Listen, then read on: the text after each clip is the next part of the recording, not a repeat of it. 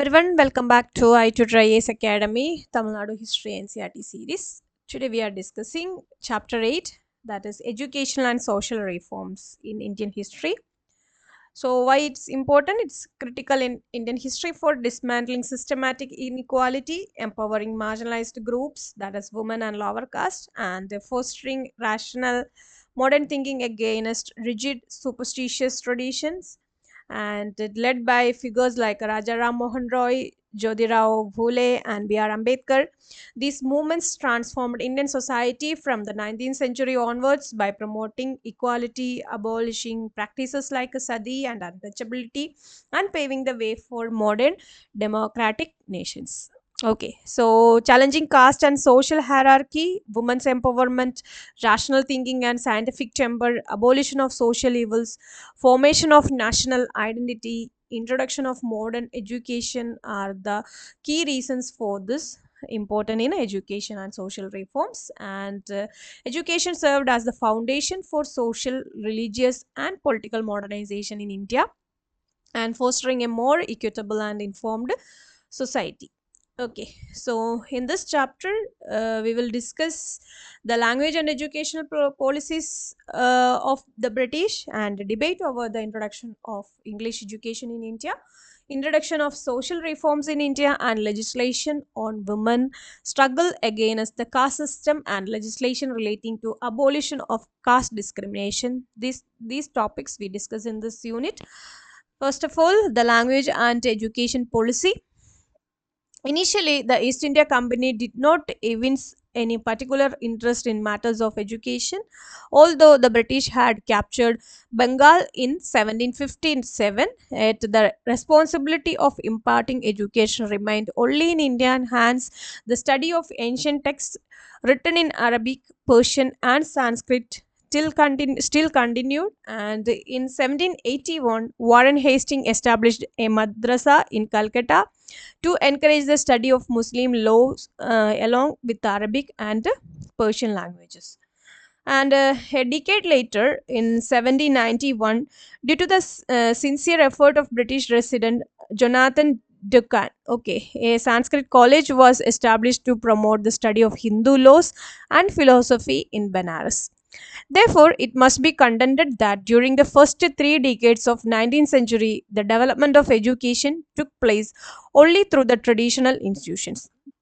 And it is apparent from the government and church records that the state of Oriental learning at the time of establishment of the company's rule in Bengal, there were about 80,000 traditional institutions of learning in Bengal alone, which means that there was at least one institution for every 400 people in that provinces. And different educational survey of Madras, Bombay, Punjab also demonstrate similar facts.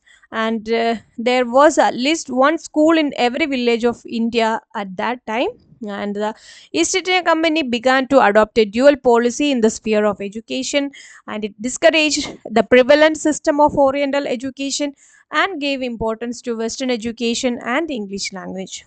And the Charter Act of 1813 adopted a provision to spend 1 lakh rupees per annum for the spread of education in India. And although there was a prolonged debate pertaining to education during the course of general discussion on Act of 1813 in British Parliament, yet the matter continued to generate debate for next 20 years.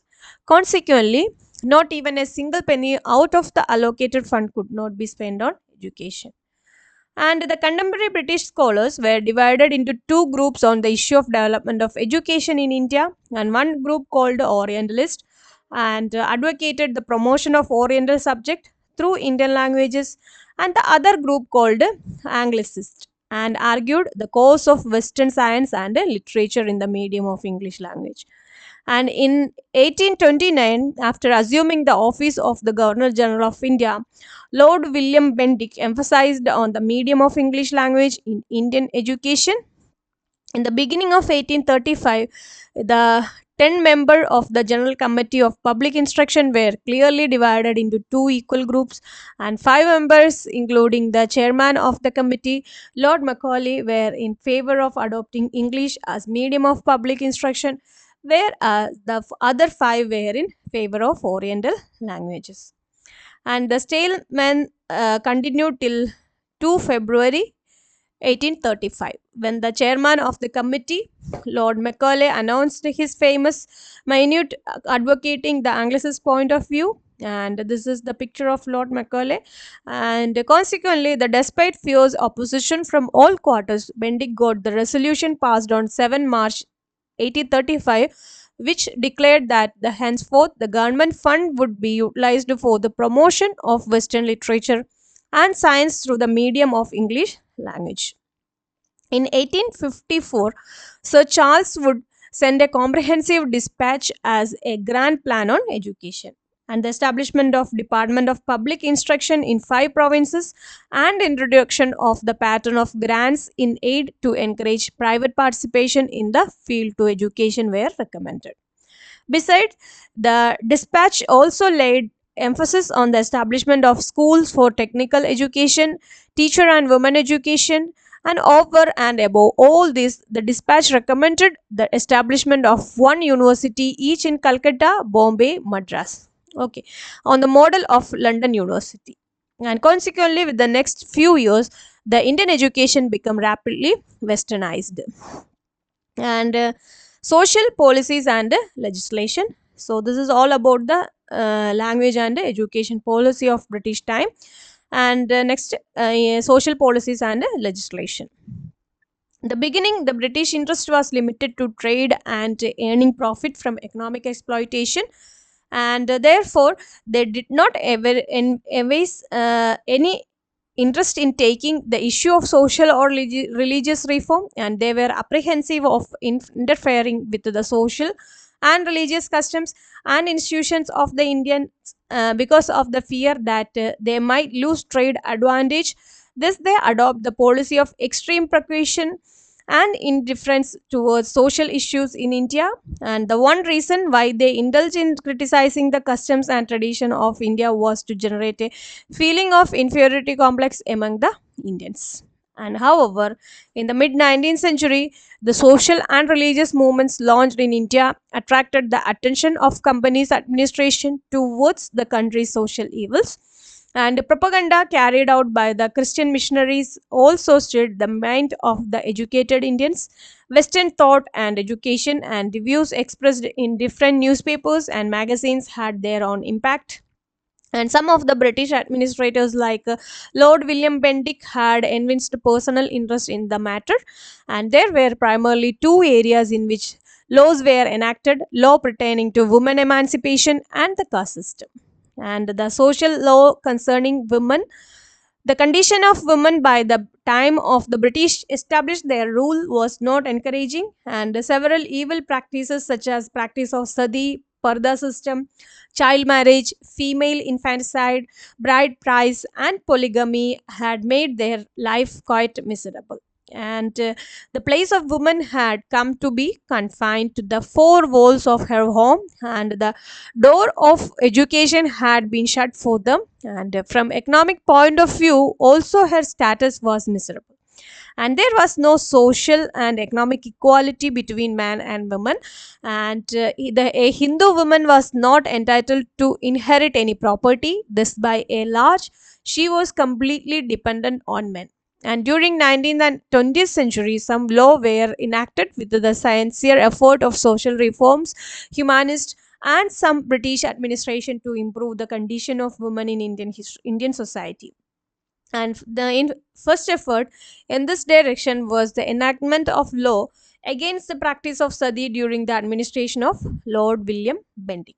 And female infanticide was another inhuman practice afflicting the 19th century Indian society, and it was particularly in vogue in Rajputana, Punjab, and the northwestern provinces. And Colonel Todd, Johnson Duncan, and Malcolm, and other British administrators have discussed about this evil custom in detail. And factors such as family pride, the fear of not finding a suitable match for the girl child, and the hesitation to bend before the prospective in law were some of the major reasons responsible for in practice, and therefore the immediate afterbirth, the female infants were being killed either by feeding them without opium, or by strangulation, or by purposely neglecting them. And some laws were enacted against this practice in 1795 and 1802 and 1804 and then in 1870. Okay, these are the time periods. And however, the practice could not be completely eradicated only through legal measures. Gradually this evil practice came to be done away through education and public opinion. So that's about the female infanticide. And widow remarriage, there are many historical evidence to suggest that widow remarriage enjoyed social sanction during the ancient period in India. In course of time, the practice ceased to prevail, increasing the number of widows to lakh during the 19th century. Therefore it became incumbent on the part of the social reformers to make sincere effort to popularized widow remarriage by writing in newspapers and contemporary journals. And prominent among these reformers were Raja Ram Mohan Roy and Ishwar Chandra Vidyasagar. They carried out large-scale campaign in the regard, mainly through books, pamphlet, and petitions with scores of signatures. And in July 1856, J.P. Grant, a member of the Governor General's Council, finally tabled a bill in support of the widow remarriage, and which was passed on 13 July 1856, came to be called Widow Remarriage Act 1856. Okay, and child marriage, there are many historical evidence to suggest that widow remarriage enjoyed social sanction during ancient. The practice of child marriage was another social stigma for the women. In November 1870, the Indian Reform Association was started with the effort of Keshav Chandra Sen. Okay, so these are the reformers. And a journal called Mahapabal Vivah, that is child marriage, the cardinal sin, and was also launched with the effort of B.M. Malabari to fight against child marriage. And in 1846, the minimum marriageable age for a girl was only 10 years.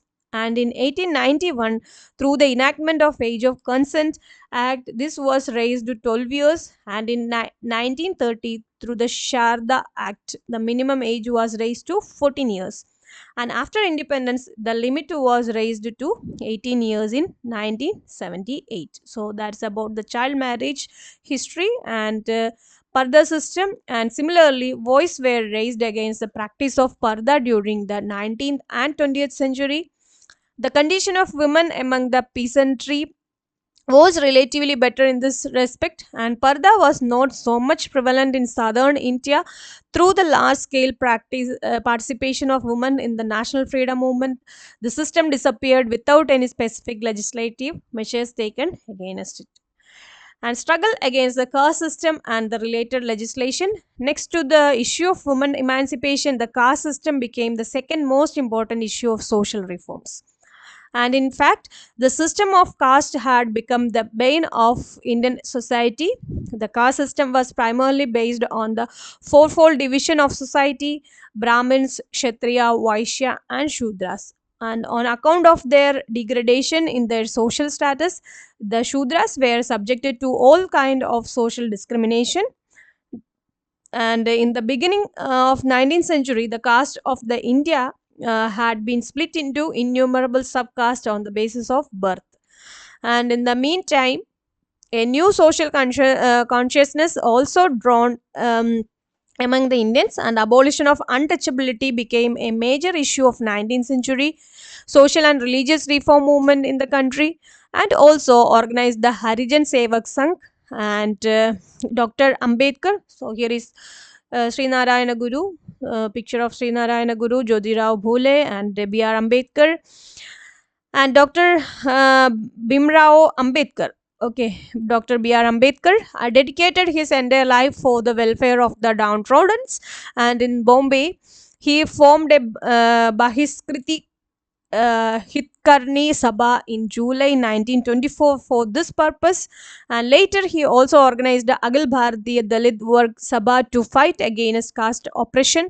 And Jyotirao Phule in Western India and Sri Narayana Guru in Kerala respectively established the Satya Sadhak Samaj and the Sri Narayana Dharma Paripalana Yogam, that is SNDP, to include self-esteem among the downtrodden. And in the Madras presidency, also at the beginning of 20th century, witnessed the rise of self-respect movement of Periyar EVR. In order to eradicate this evil practice, many other individuals and institutional effort were also made, and these movements were directed mainly in removing the disabilities suffered by Harijan, and in regard to drawing of water from public wells, getting entry into temple, and admission into schools. So these are the major issues on that time. And so far we discussed the system of education prevalent in India before the advent of the British and the company's policy towards educational development in India, the debate between the Orientalist and Anglicist relating to the introduction of Western education and the language of English, Macaulay's minute on education and the importance of wood dispatch, and legislation relating to the abolition of social evils such as practice of sati, female infanticide, and the position of women in Indian society, and the role of reformers in the emancipation of women, and the related legislation and measures taken to eradication of discrimination under the caste system. Okay, so this much we discussed in this chapter, and for more content you just do like, share and subscribe our channel. Thank you so much.